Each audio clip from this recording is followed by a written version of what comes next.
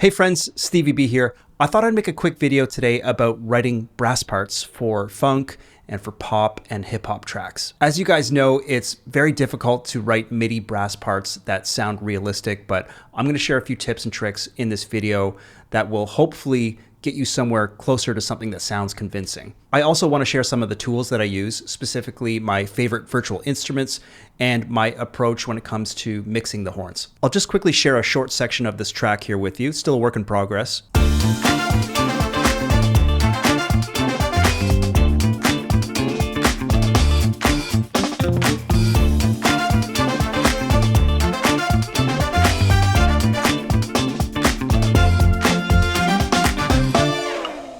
So what you just heard there is mostly Hollywood pop brass. This is an East-West library and probably my personal favorite when it comes to writing like tight, funky lines like this. It also comes with a ton of great pre-recorded phrases that you can sample and chop up. I'm also using the Swing More library, the trumpets and the alto saxophones, to add a bit of texture to this line. This library's been around for a while. You may have heard of it. It's designed for like big band type brass. In the case of this track, it's just adding a bit of reinforcement to the line. And I'm also adding a flute to this line as well, using the West Africa Fula flute, which again just adds kind of a nice texture to the line. And putting that through a bit of extra reverb. Everything else is like pretty tight. Brass group altogether. I think Hollywood pop brass sounds great for these types of tracks. I know there's quite a few virtual brass instruments out there that people like to use. I'll take a look at a couple others in this video, but I'd love to know which ones you'd recommend. Yeah, let me know in the comments. I think as far as making things sound convincing, above all else, I think it's really important to understand what kind of lines are going to work well for the genre, but also to take advantage of the different articulations that come with the library. On this line that I just showed you, again, mostly we're leaning on short staccato notes. But there's actually 4 different articulations being used here. And we could set those up with key switches on one track. But as you can see, I have them mapped out in different tracks here. And often I prefer to do things that way. I get a bit more control. And I can also take advantage of some layering. For example, listening to this small section of the line here, we can hear that one of those notes is a bit longer than all the others. And here's where you can see that I'm using a marcato note instead of a staccato note, with and without. So I'm actually blending a staccato note here with the marcato note, so we get that solid attack. But essentially, without this longer note here, the line would sound a lot less convincing. And same thing here. The other 2 articulations that I'm using here are this fast crescendo. So that essential. And this fall at the end here. I'll just solo this. So great way to end the line, kind of puts like an exclamation mark on it. So the other thing that you probably notice here is that I'm just working in octaves. And I think that works perfectly fine for like a funk track like this. I don't need a lot of harmonic density from the horn section, but that's not to say that you couldn't experiment with complex harmony.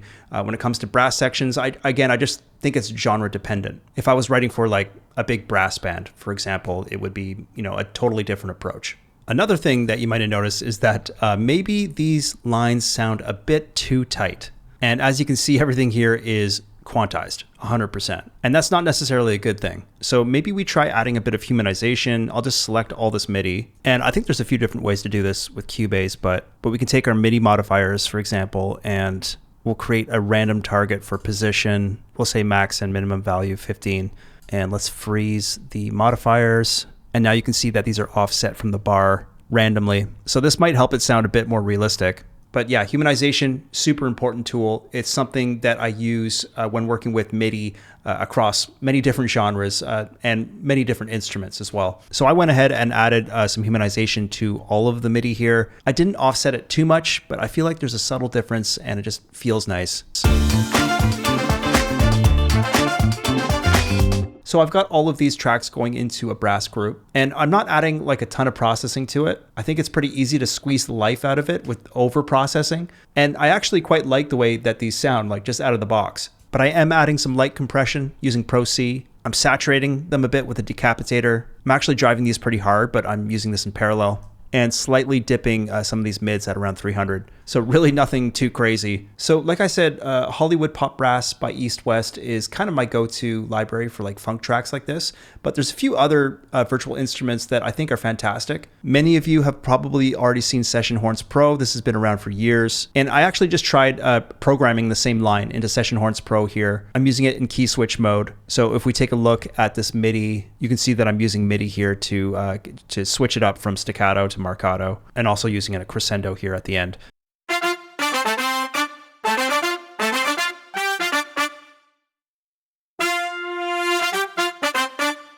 So in my opinion, it doesn't sound as rich as Hollywood Pop Brass, but it's not bad. I am processing this a bit. I'm throwing some Gorilla Drive on it, some Wolf compressor. The Session Horns Pro's got like a bit more sizzle to it, but it also comes with like an amazing list of different articulations. And if you're looking for a great freebie, there's also Rotary by Orchestral Tools. And this one is sort of in the same boat as Swing More in that it's, kind of designed for big band brass, but it could definitely work for like short, funky lines.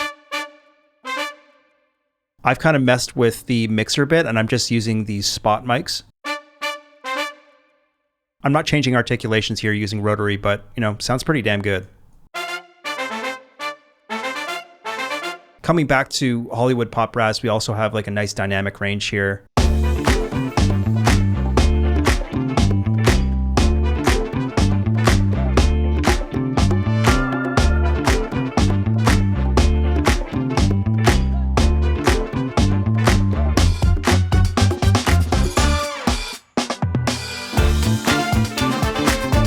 So I guess I'll leave it there for this video. Thanks for watching. Let me know what you thought in the comments below. This track is part of the funk course that's going to go live on the Production Music Academy later this week. If you want to know more about the Production Music Academy online community, please check out the link in the description below, or you can check out productionmusictools.com. This is where I host a range of different products, including all of my production courses. Hit the like button for me if you enjoyed that. Subscribe to the channel, and I will see you guys soon. Take care.